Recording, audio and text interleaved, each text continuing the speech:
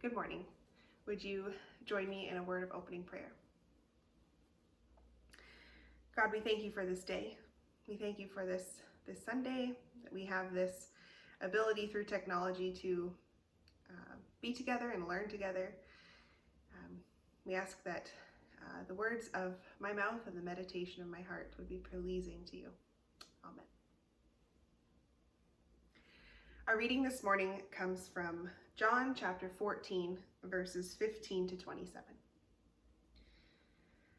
If you love me, keep my commands, and I will ask the Father, and he will give you another advocate to help you and be with you forever, the Spirit of truth.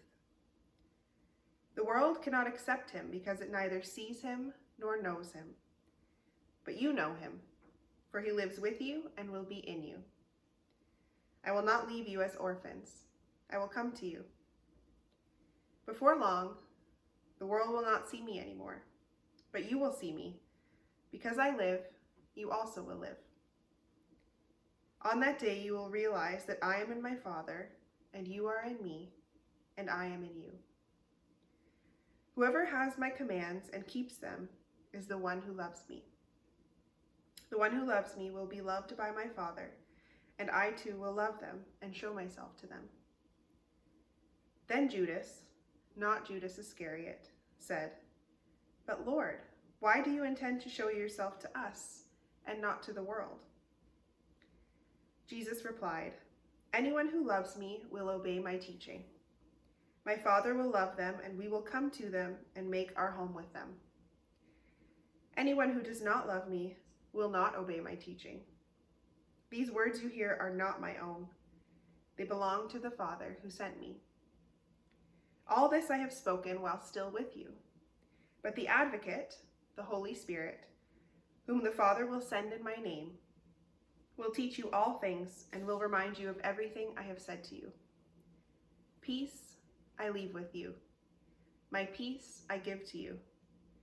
I do not give to you as the world gives. Do not let your hearts be troubled, and do not be afraid."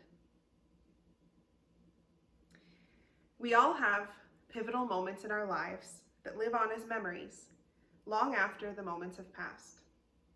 Usually, they're happy memories.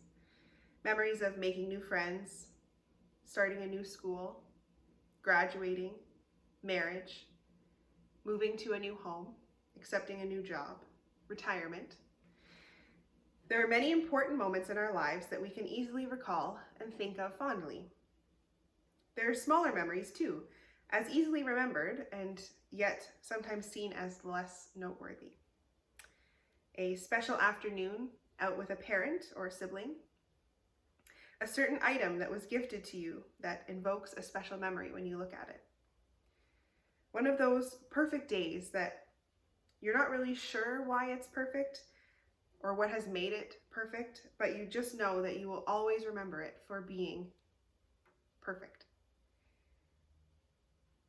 But some of our memories aren't so happy.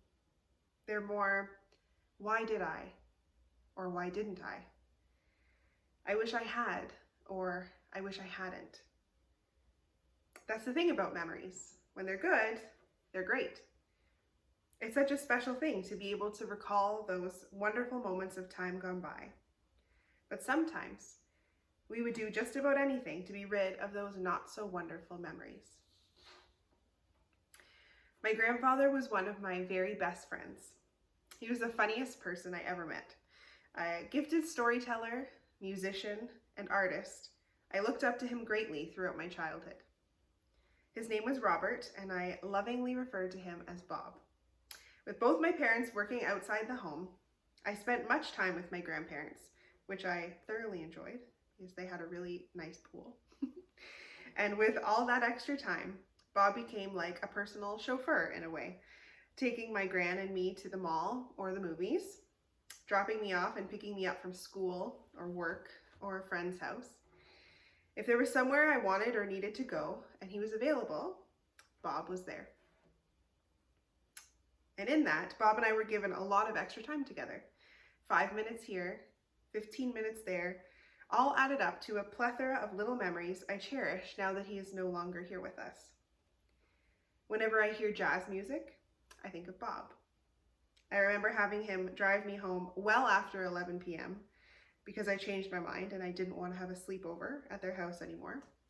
And he never made me feel bad about such a request. I remember on the nights I did sleep over and we would have a big breakfast in the morning. I remember him putting vinegar, salt, and pepper on his whole breakfast. Eggs, hash browns, sausage, fried tomatoes, all of it. Didn't matter, it got doused in everything.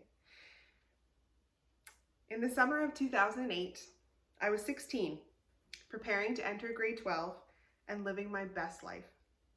It was that golden time, the last summer, that held the perfect balance of freedom and responsibility.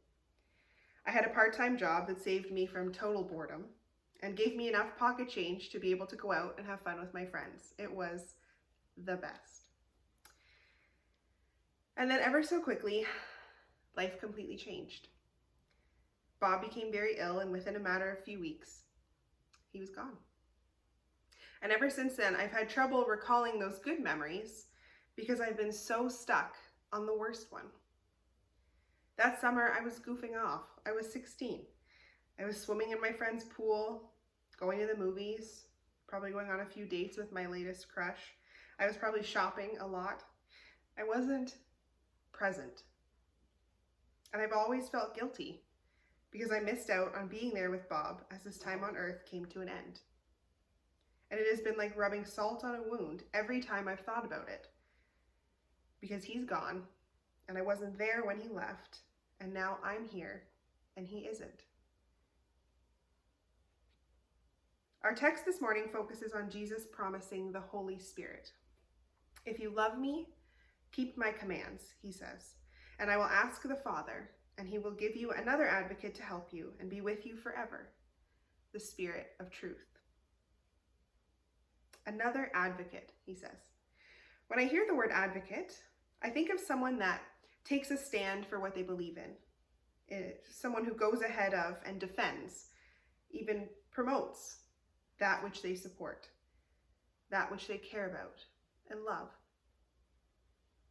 In preparing for this morning, I did the typical millennial thing, and I Googled the word advocate.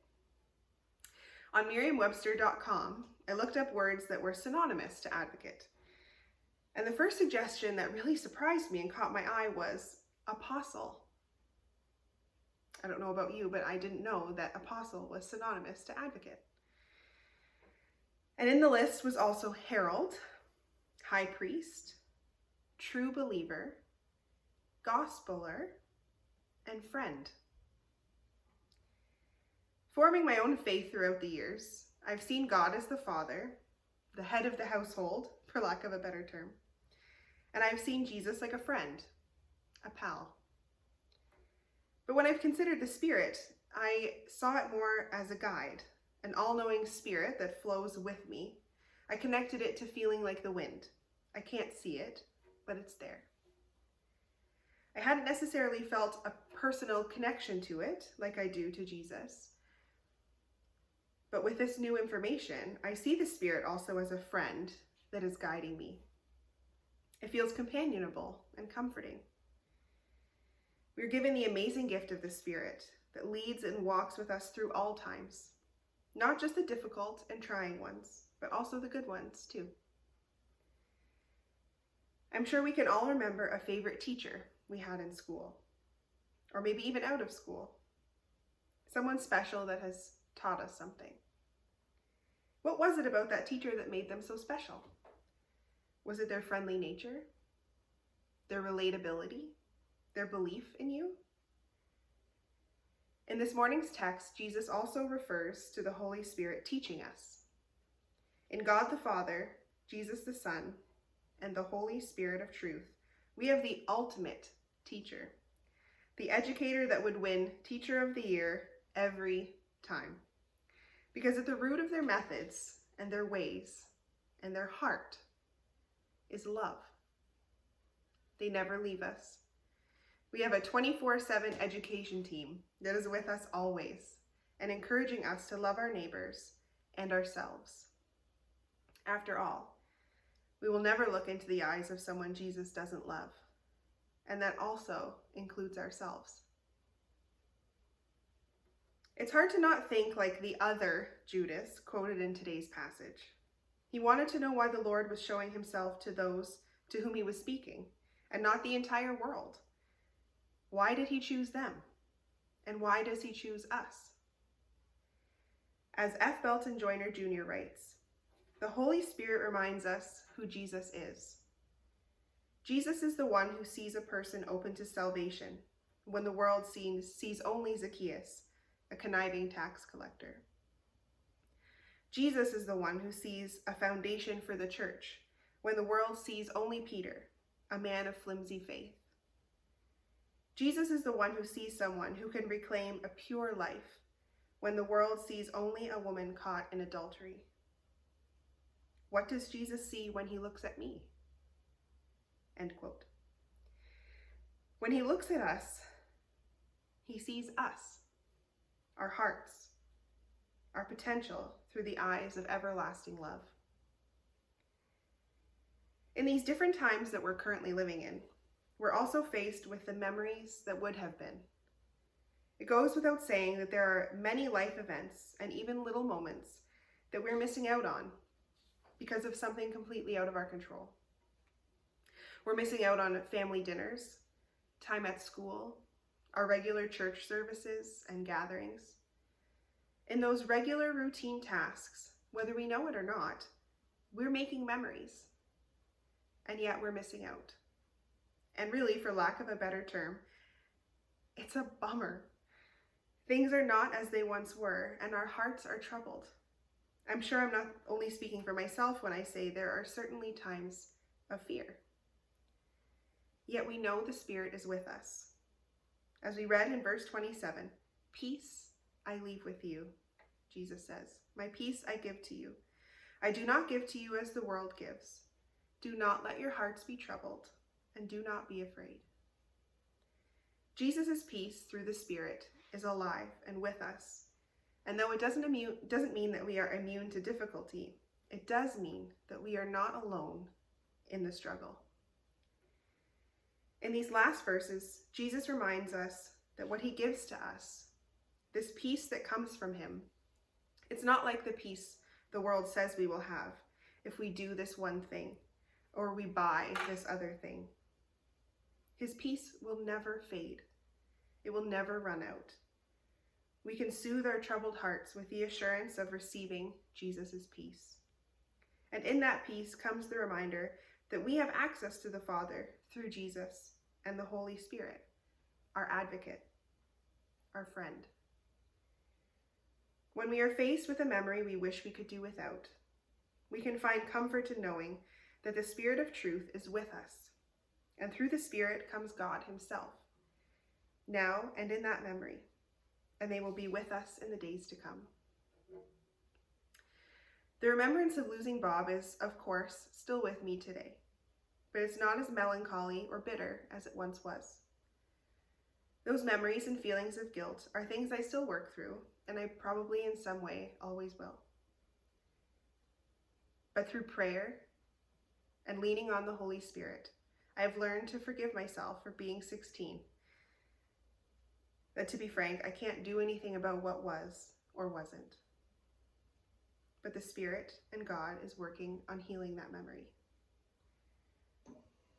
But that's the difficult thing about healing our memories with the help of the Spirit. It doesn't all just magically go away, and what's hurting us isn't automatically healed. And depending on the memory or feeling, not all is forgotten. Yet, as God so often does, he has placed beauty and hope in this strife. There's beauty in the learning I have done about myself and my relationship with God through my working on healing this memory. And with the advocate, the Spirit of truth, we don't have to feel the hurt alone. We work through it together, learning each and every day how we can be more like Jesus, loving ourselves and one another. I'd like to close this morning by reading the lyrics to I Have Called You by Your Name, written by Dan Damon. And though I wish we were all together this morning and singing it together, I will send you off with these words. And perhaps if you know the tune, you can sing it in the comfort of your own home. I have called you by your name. you are mine. I have gifted you and ask you now to shine. I will not abandon you. All my promises are true. You are gifted, called, and chosen. You are mine. I have given you a name. It is mine. I have given you my spirit as a sign. With my wonder in your soul, make my wounded children whole. Go and tell my precious people they are mine. Amen.